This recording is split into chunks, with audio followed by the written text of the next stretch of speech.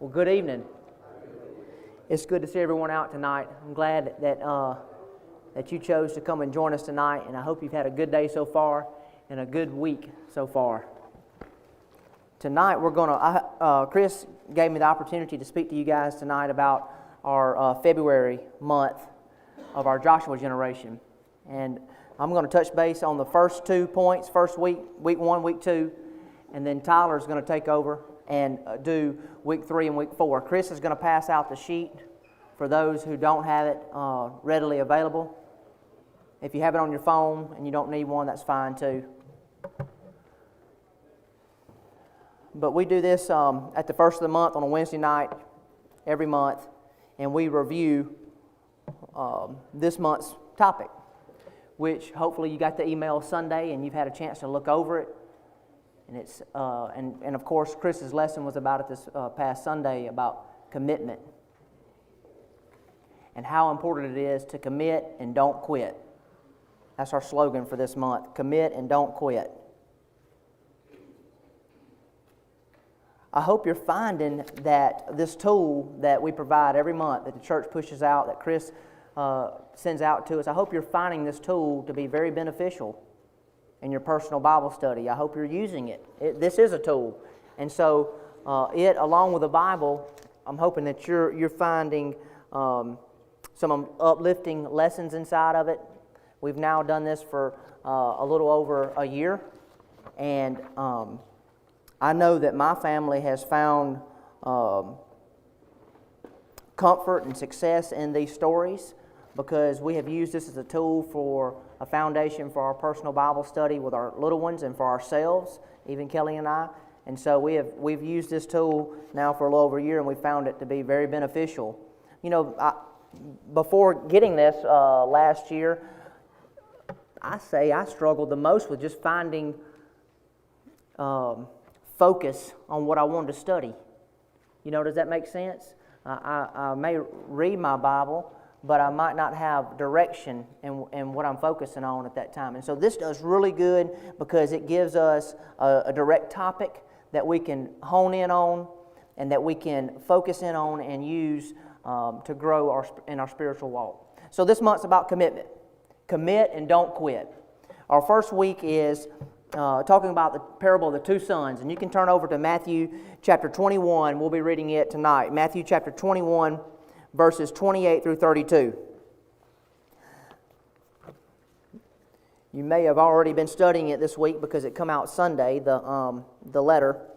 And so this is the lesson for this week that we've been reviewing.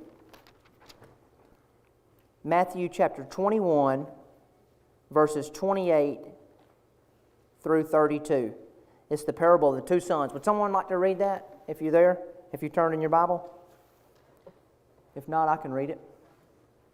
What think ye? A certain man has two sons, and he came to the first and said, Son, go work today in my vineyard. He answered and said, I will not. But afterward he repented and went. And he came to the second and said likewise. And he said, I'll go, sir, but went not. Whether the twain of them did the will of his father, they say unto him, First Jesus said unto him, Verily I say unto you, publicans and harlots go into the kingdom of God before you. For John came unto you in the way of the righteousness, and ye believed him not. But the publicans and harlots believed him. And ye, when ye had seen it, repented, and not afterward, that ye might believe him. Thanks, Jerry. Verses 28 through 30, have we seen ourselves be in that position before? Probably many a times, haven't we? Where we were either son 1 or son 2. And if we were not the exact person of the son, we've had someone do us like that, right? Where they said, oh yeah, I got you. I'm gonna take care of it. I'm gonna do it for you. And then they flake out or don't show up when they're supposed to. Or, we want to make sure as a Christian that we are committing to God. And we want to make sure that we're going to uphold our commitment. It's that important. We know that God's going to uphold His end. He is going to provide us a place for eternity in heaven if we uphold our commitment. You know, it's very comforting to know that God, that what we're striving for is actually something that will come to fruition. You know, how many times as a kid or an adult or, you know, throughout your life have you been striving to work for, like I can remember at school, for example, they say if you get this many stars for reading a book, then we'll have a pizza party. Well, then you hit that number and you're like, well, we didn't have enough money in the budget this month to do the pizza party like we thought, kind of thing. And so it's like, well, wait a minute. I thought you committed to doing something. And so it's just so important in our Christian walk that we commit to doing our very best, to fulfilling God's commandments, and we know that God's going to uphold his end of the bargain. You know, Jesus uses this parable here, the parable of the two sons found in Matthew 21. He uses this as a teaching tool. He relates it to an earthly story, but he's obviously tying it back to a heavenly story, and we know that.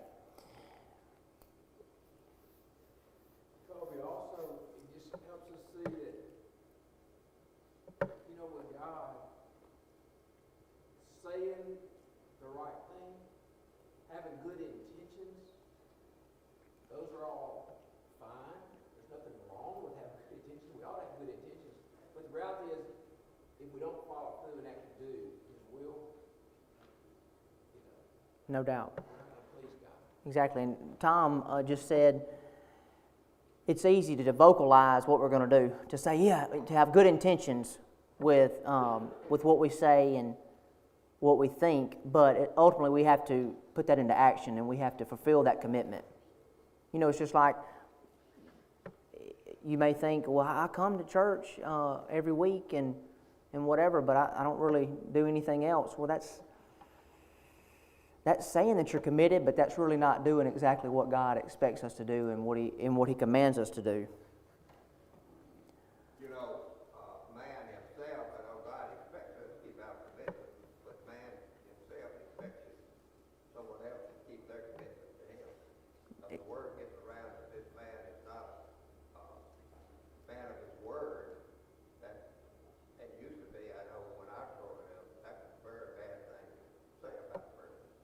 The Scripture tells us that. Exactly. Well, the Scripture tells us, you know, that our word, our integrity, our reputation is extremely important. And so, no doubt, we definitely want to fulfill our commitments to the best of our ability and not just, flake. One person that I can think of in the Scriptures that definitely fulfilled their commitment to God was Paul, and it was found in Galatians. Let's flip over there real quick.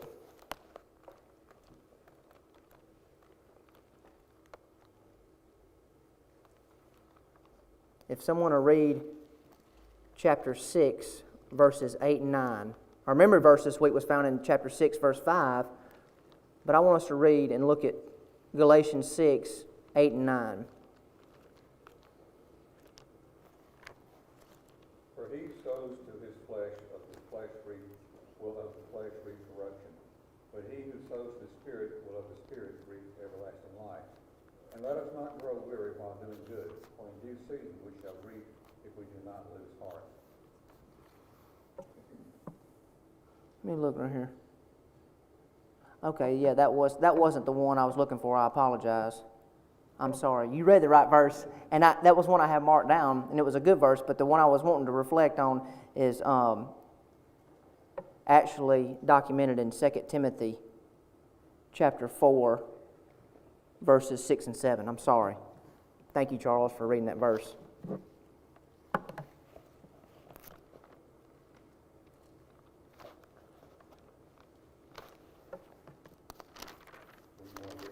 You can, yes, sir. You did good. You did a good job. For I am already being poured out as a drink offering, and the time of my departure is at hand. I have fought the good fight, I have finished the race, I have kept the faith. Yes. We definitely see here in that scripture where he labored as a Christian, he committed to Christ, he committed to God, and he saw that to the very end. You know, he said that I fought the good fight, I finished the race. He didn't say it was easy. He didn't say committing to Christ is going to be easy all the time. But he said, and now I've got a place for me, prepared for me. And now I'm fixing to basically receive my reward to go to heaven. Do you think sometimes people do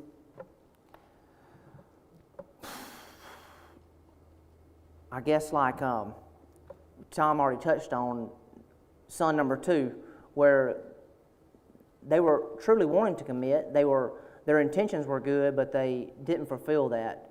Do we see that a lot of times in our brothers and sisters?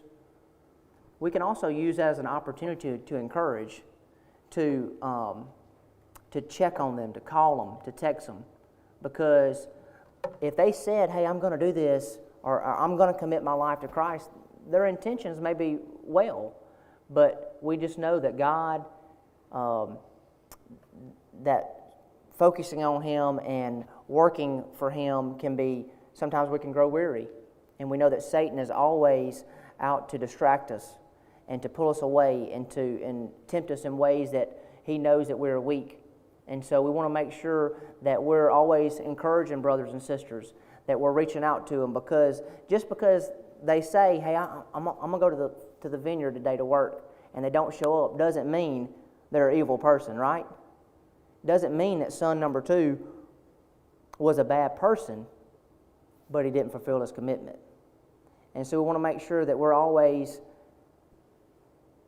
showing grace as God shows us grace on a daily basis, and we're always showing mercy to people and trying to lift them up and trying to build them up and trying to look for opportunities to be an encouragement to them, because they may be truly wanting to commit, they're just distracted and just have a lot of different things that are pulling them in different directions. So I want to think about that as well. Any comments or questions about our first story of the parable of the 2 sons found in Matthew 21? 25 says the father told them both, right? So had they had the respect for the father, they would have done it.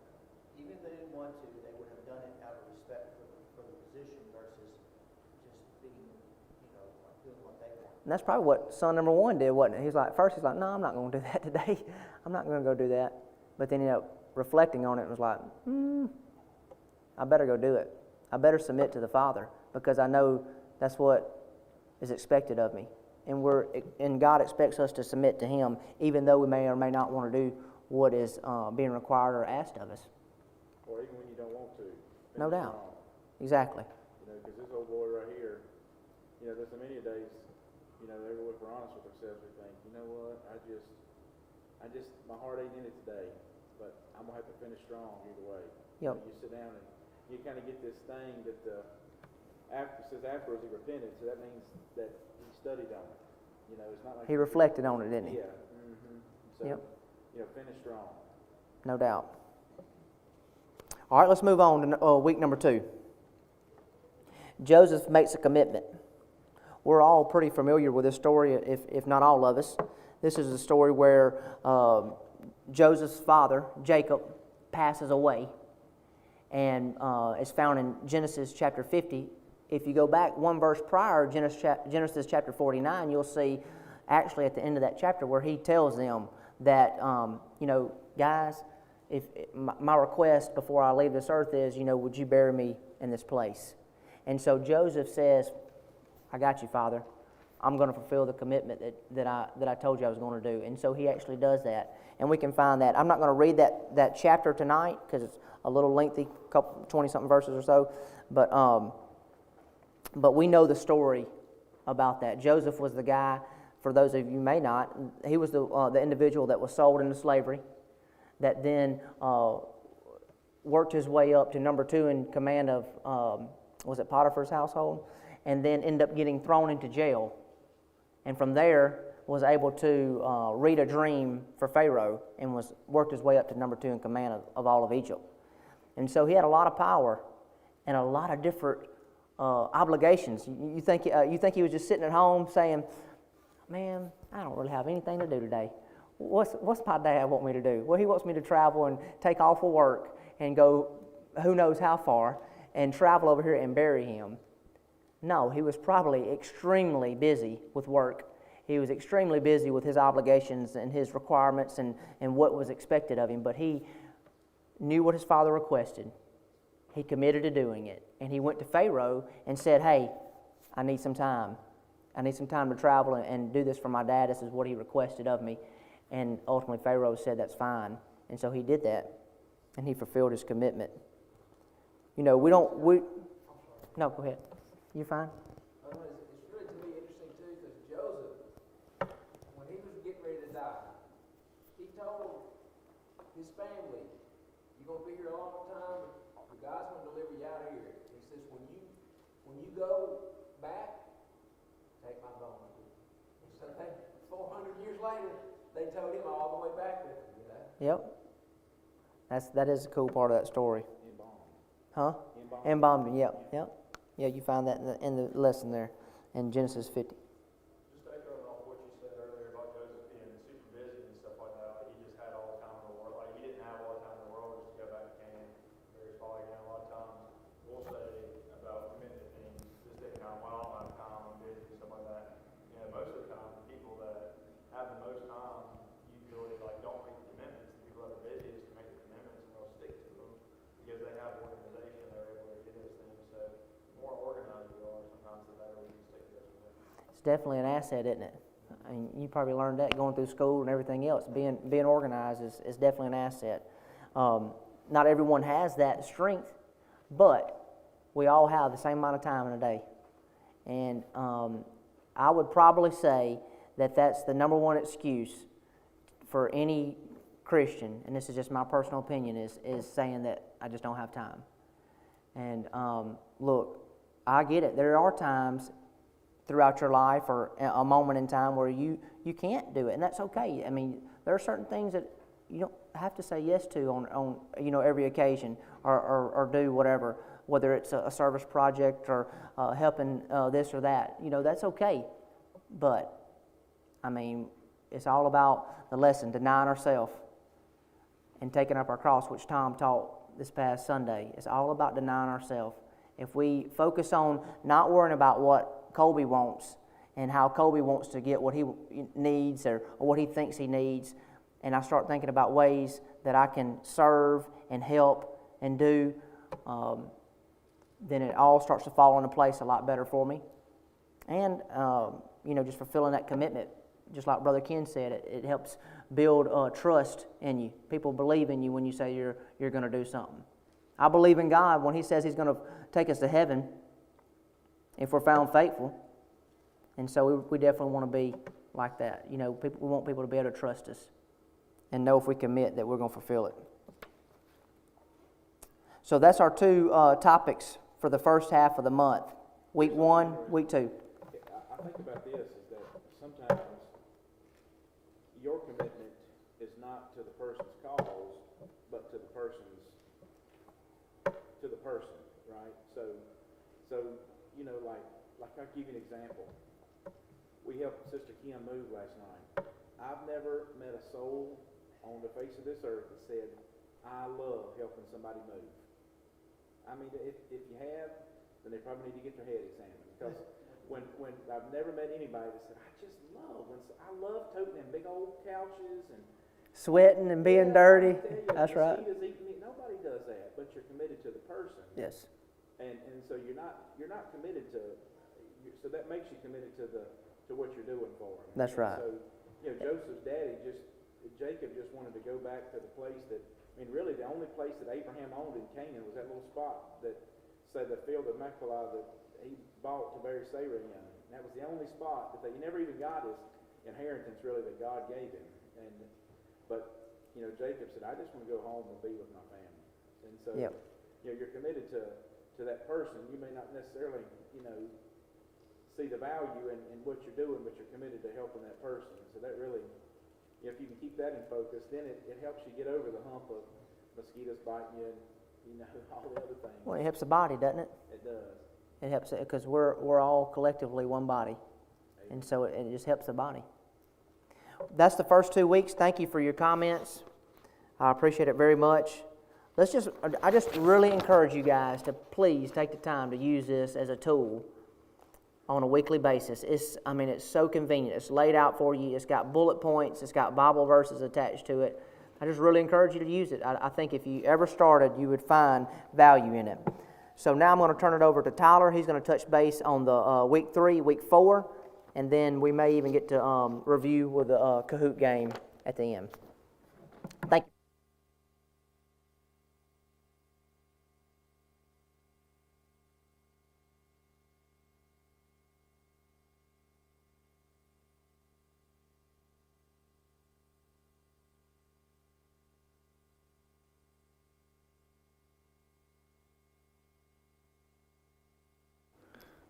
Thank you, Colby.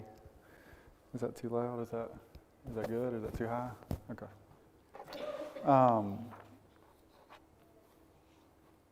I wasn't sure how, whenever Chris asked me Sunday if I would teach part of it, I said, I don't know about this. It's a big crowd. It's a good group of a lot of people that are a lot more well-versed than me, certainly. And so I want to thank Chris for the opportunity to challenged me to do this, but in joking in conversation with Colby, I knew he would go before me and do the first 2 weeks. He said, man, you got the good week. He said, you got week 3. That's the best commitment of all, and it's a commitment to Christ. And so, there's a lot of different commitments we can make in life. One that I've recently made is going to the gym with Bob, which I don't necessarily recommend. It's certainly quite the commitment. We've been waking up early and going and knocking that out, and I didn't want to speak up in Colby's class because I wanted to make sure that I had some points for myself. But in terms of that, running the race, somebody said it's not always going to be easy, and that's one for sure that kind of hit home because today was awful at the gym. So it was a day it wasn't an easy day. It wasn't something, and so committing to Christ. I'll move on to my part. So some of the commitments in our life, obviously we've got our marriages, we've got our friends, our jobs.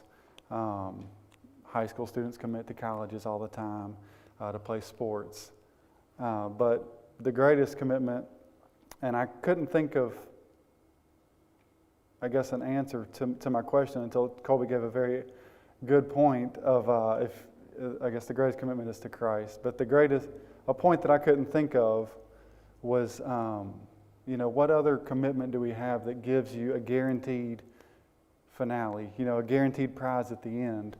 And Colby gave the point of the pizza party, which I guess fell through in his example. But I was thinking, in your marriage, you have some prizes along the way where you have dates, you have memories and such. But as far as the end goal, there's for sure one. At the end of our marriages, me or my wife, we're going to die, and it's there's nothing to the marriage after that, I guess that you can say. And so, but for our commitment to Christ, there's the hope of heaven. And I'm glad Colby stopped a minute ago he didn't go to the next verse there in 2 Timothy chapter 4, verses 7 and 8. So it'll be a little bit of a repeat on one of the verses, but then in verse 8,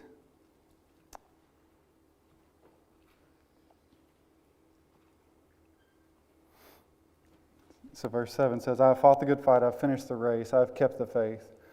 Finally, there is laid up for me the crown of righteousness, which the Lord, the righteous judge, will give to me on that day, and not to me only, but also all those who have loved his appearing. So how do we make that commitment? The text in Romans chapter 6 kind of goes through some of those steps in committing to Christ. And you hear him first, and then you believe, and so then after that you confess and repent and become baptized. And so I'd like to pick up in verse 6, though, of our text, Romans 6, chapter 6.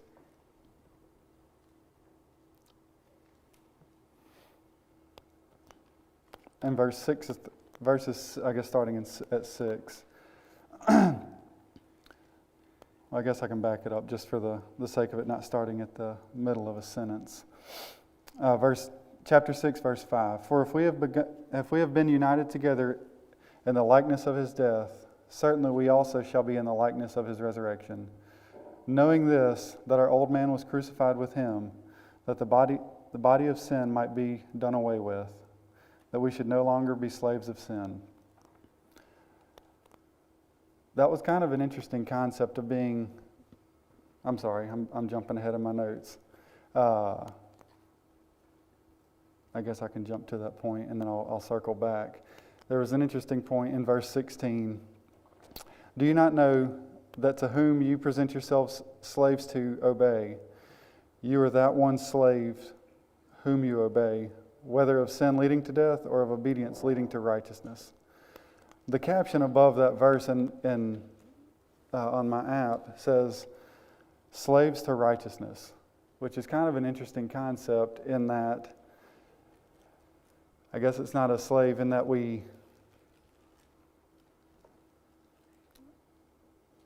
I don't know how to put it into words. I had a really good thought when I wrote the note.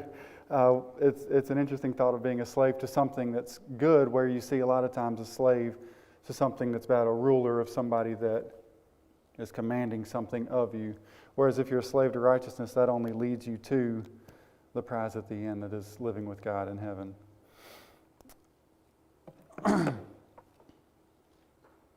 Verses 12 through 14 basically go through and say we should strive not to sin, which, as any Christian, that's the main goal. We all have our struggles, we all have our pitfalls, but certainly never strive to give in to those temptations. And then in verse 17 and 18, I wrote a note that this commitment that we are in with Christ has a prize at the end. If we stay committed to Him, we know the end result will be with Him. We sing that song like Pierce My Ear, Mm-hmm. and that's a direct tie back to under the law. If you found your master, you were a slave to him, and you found your master to be you loved him, Mm-hmm. and he would take your ear and pierce it.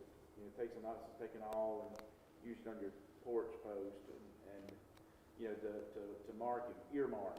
Like that's where we get Congress uses the term earmark. So I'm going to earmark a bill that's Tyler's bill, right, or Chris's bill, and it's earmarked. That means it's got, it's kind of mine, right? Mm-hmm. It's earmarked for me. Right? Basically, when Congress earmarks a bill, they're wanting some. They've got some skin in the game, right? Right. And so that's what that Paul was doing this, kind of following that logic here. In verse 17, he uses that idea that thanks to God, though you were slaves to sin, yet you obeyed from the heart that form of doctrine to which you were delivering. And then, verse 18, you're set free, right? So you made a decision. You were slaves before to one thing. That's why Jesus uses this kind of analogy. Nobody can serve two masters. He'll hate one and love the other. And Paul's using this whole thing here.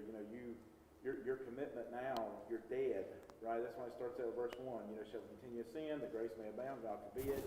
How can we that are dead to sin live no longer in? And then it's an admonition to the Roman Christians, and that your life now is you've been earmarked.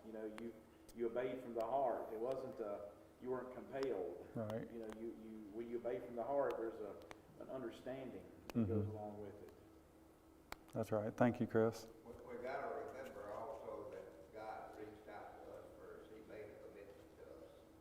That's right. And that commitment He made to us, we have the faith that He will keep. And therefore, it helps us to keep our commitment, because thinking about what He has done for us and the promise that He's given us, and He will keep His commitment. That's right. We believe that, and it makes it easier for us to keep our commitment, looking to Him. Yes, sir. And He promised us strength to keep. So what Ken was saying, for those, I guess, that are watching, Mr. Ken was saying that God first committed to us, and so it makes it easier for us to know His commitment to us, and so it's for us to respond, I guess, and commit back to Him in that.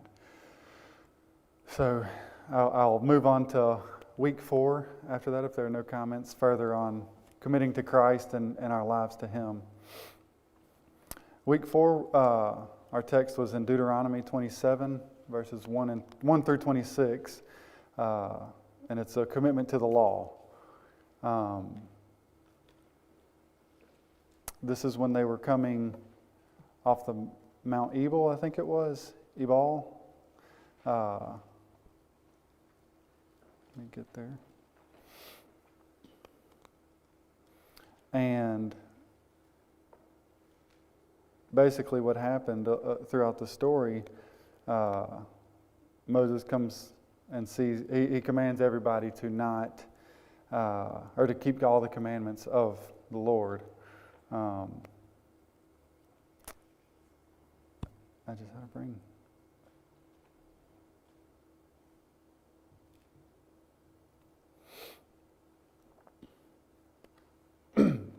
And so I'll read the Cliff Notes version of that rather than reading all 26 verses. The people were instructed to create a whitewashed wall and write all of the law on it when in the new land that God would give them. The people were to build a stone altar to the Lord, and any man be cursed that makes any graven or molten image, which is an abomination to the Lord. He gave His commandments there.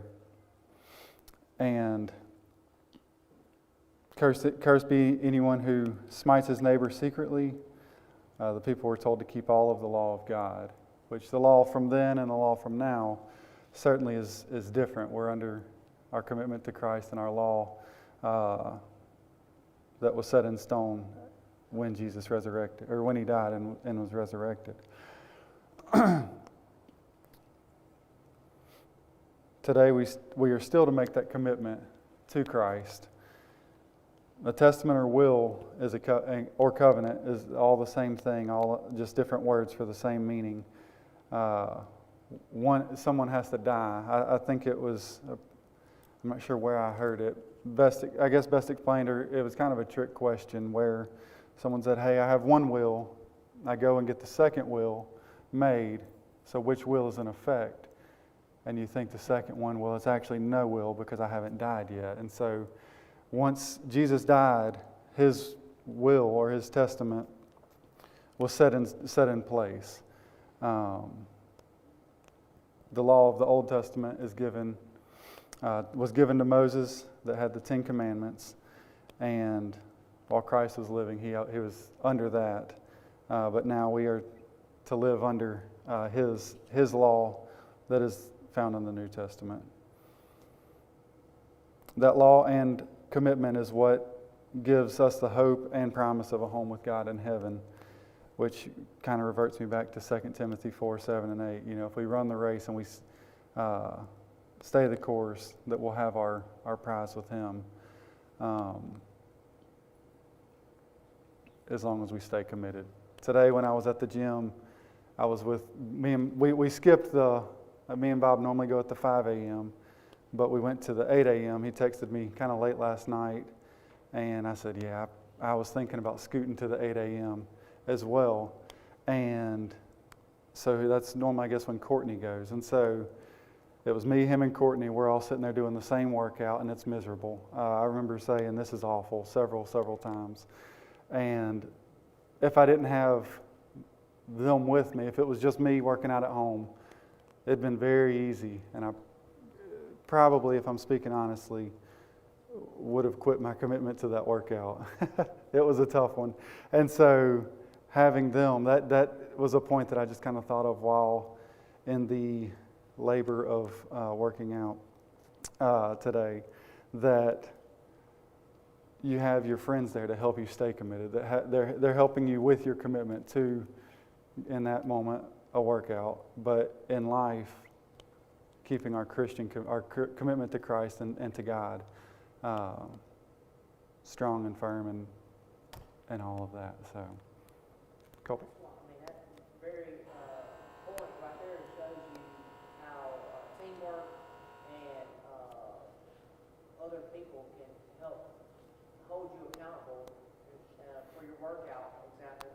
That's the same in our Christian walk. heart amongst ourselves. Relationships amongst ourselves, our brothers and sisters in Christ, is only strengthens the church, because we can hold each other accountable. We can encourage each other when needed. It gives us someone to do service projects with, or serve in different capacities with. And so that point right there, where you said I may or may not have done the workout if I wouldn't have had somebody to push me along, that ties right to the church, and that's why God knows that we're stronger and we're better together than we are by ourselves.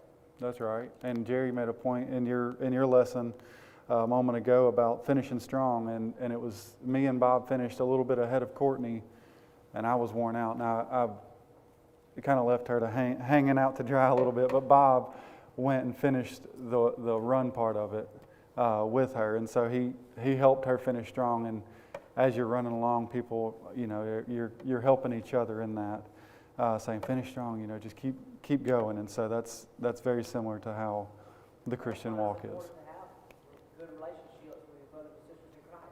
Absolutely. Because if you see the value in it, then you want to invest the time in it. You want to have relationships with people like-minded faith and people that you're in church with. That's right. That's right. Not just for their benefit, but for yours as well. So. It helps the whole body. That's right. Of Christ. That's right. Going off that too, famous philosopher once said, "Show me your friends, I'll show you your future." Mm-hmm. Like you were saying, about your commitment, being surrounding yourselves with people who ultimate goal, they want to go to heaven worse than you do. Those are the people you should surround yourselves with, because they're going to hold you accountable and keep you grounded. That's right. It's all about who you surround yourselves with. That's a model of the church, too. We're commanded to worship together, right? Mm-hmm. And the edification and the encouragement that you get from being around other Christians is part of the commitment, right? Mm-hmm. That's absolutely right. Awesome. Well, do we have? I don't know what this Kahoot game is, so I don't know if we have time for that, or if I need to close with a word of prayer, or what your thoughts are on that. I don't know. It's 6 minutes long. It'll take us about 10 minutes to play. Everybody want to play Kahoot? 10 minutes? All right, we'll play it then. Okay. If you got your phone, go to Kahoot.it or your app, open your app.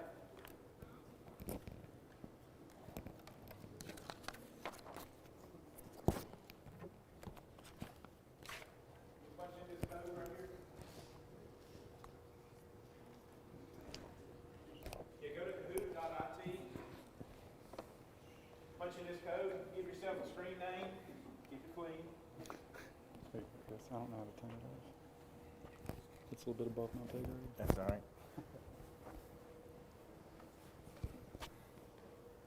So the questions are only 30 seconds. I made them shorter this time.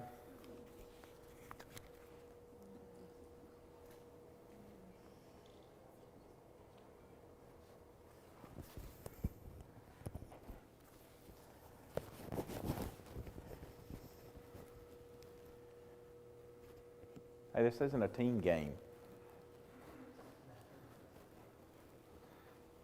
We're going to review our slogans from last year. We'll do 12 of them, and then there's one at the end that's double points. Light rides on that one. I appreciate you guys, Kobe and Tyler. You guys did such a great job. I appreciate it. I'm so thankful for you guys stepping up and just did such a phenomenal job. I appreciate your comments and how well of a job you did with presenting it. So we'll give everybody another minute here. See how many people join.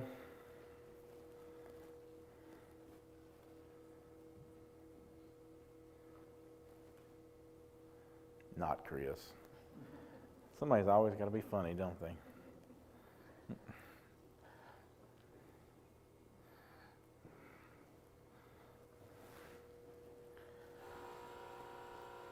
All right, let's go ahead and get started.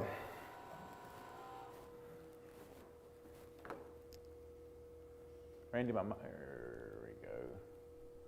All right, it's our slogans. 3, 2, 1. 30 seconds on each one of them. Here we go. Finish the slogan. This was on leadership. So we'll let the leader in you shine on, lead through, shine through, or rocket ship.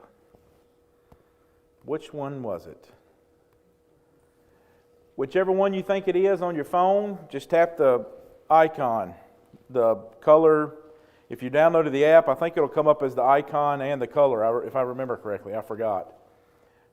1, 0, 16 answers. 15 people got it right. Good job. Let the leader in you shine through. Number next. Kiki, rocking the house. Number 2. If God says it, this was on authority. We did this one in October. For respect for authority. If God says it, we have liberty. If God says it, no question. If God says it, well, that settles it. Or maybe the prevailing thought is if God says it, find a loophole.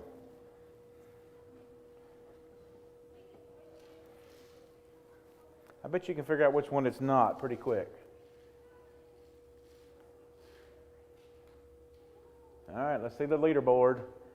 Uh-oh, had a lead change. 3 points. Man, look at the leaderboard. It's less than 10 separating us. Let's go ahead. Number 3, truth fears what? Truth fears what? Batman? Truth fears most questions? Truth fears shine through? Or truth fears no question? Which one was it? Who remembers this one? This was on honesty. Truth fears what? Good job. 18 chimed in quick. There you go. Let's see the leaderboard now. See if there's been a change. Uh-oh. Me. Just come on the leaderboard. All right. Here we go. Number 4. Get caught. Get caught being kind. Get caught kindly. Get caught in kindness, or get caught being a stinker. Which one was it? Who remembers this one? There you go. Good job. Man, y'all are smoking them. Everybody just about got that one right. Uh-oh. It is neck and neck. Now, the faster you chime in and the more you get right, the better your score is. No fighting after this is over with, okay? Your influence is showing, shining, evident, or stinky. Which one is it? Your influence is something.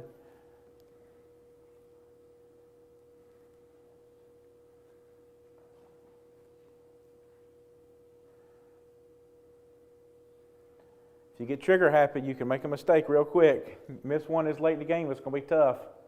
All right. Oh, man, we had a couple people miss it that time. Uh-oh. Somebody fell off the wagon. All right, Aaron and Rebecca, y'all's tag team back there. Next one. Have a gratitude heart. Have a gratitude aptitude.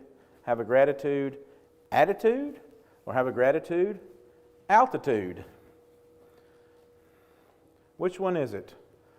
What was our slogan on gratitude? Thankfulness. It was our month in Thanksgiving. It was our November month. Have a gratitude what?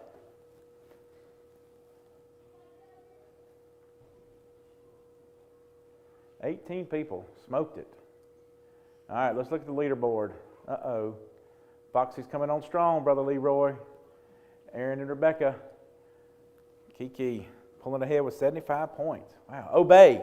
What was our slogan on obey? Obey what? Who does that? Obey all the way? Obey in your own way? Or obey anyway? Good job. 18 right. All right, let's see how it is. Oh, man, it's just switching around. Tough crowd here. Be the solution and what? Be the solution and never the problem. Not the problem. Be the solution and don't make trouble. Be the solution and not a hot dog. One of these is not right. Be the solution and what? Oh, that was quick. Not the problem. Good job. Let's see how we're faring here. 93 points separate number 1 and number 2. All right. Number 9. Number 9. Keep on what? This was December. This is our month on diligence. Keep on grinding on. Keep on trying your best. Keep on. Don't quit. Or keep on keeping on. Good job. Wonder who fat fingered that. 86. Kiki. Wow. Pulling ahead. That was 100 points there. 107 points. Good enough is what? Generally okay? Or good enough is your own standard? Or good enough is not good enough? Or good enough is okay for government work? Which one is it?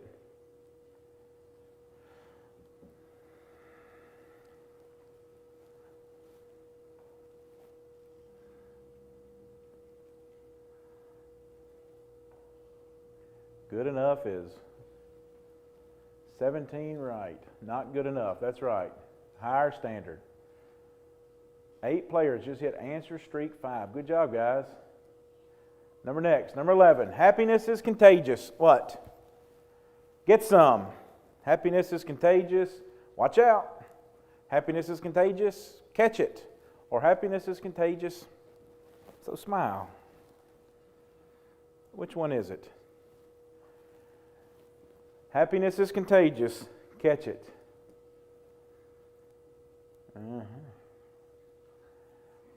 All right, here we go. Number 12. Number 12. Every man must do. This was on Independence. We did this one in July. Every man must work when he can. Every man must do his own work. Or every man must do the work because of the lazy people. Or every man must do the best he can. Which one was that? That was Independence. 3 seconds. Here we go. Every man must do his own work the best he can. Let's see how it looks. All right. All right, so this is the one right here. This is for 2,000 points. Now this one, 1 question, 3 answers. 1 question, 3 answers. One of these answers is not right. When Moses comes back to Egypt and he starts the plague scenario that you find in Exodus 7 through 12, what were the first 3 plagues in Egypt? What were the first 3 plagues? One of these is not it. So you'll have to choose all 3 answers, not just one. You have to choose 3. Which one was not right? Was the water to blood? Was it lice? Was it flies? Which one was it? Who's Googling it? Whoa. We're going to have a lead change now, I believe. Let's see here. That's right. Flies was number 4. So, here we go. Let's see our podium. Number 3, 12 out of 13. Good job, Foxy, whoever you are. Number 2, Kiki. Lost it in the end. And number 1, let's see who it was. Good job. Good job, guys. I'm so glad we got to do this together. Hey, I'm thankful that we get to study, and this is just a fun way we can do it. I appreciate your time. Can we close with a word of prayer, if we might? Lord,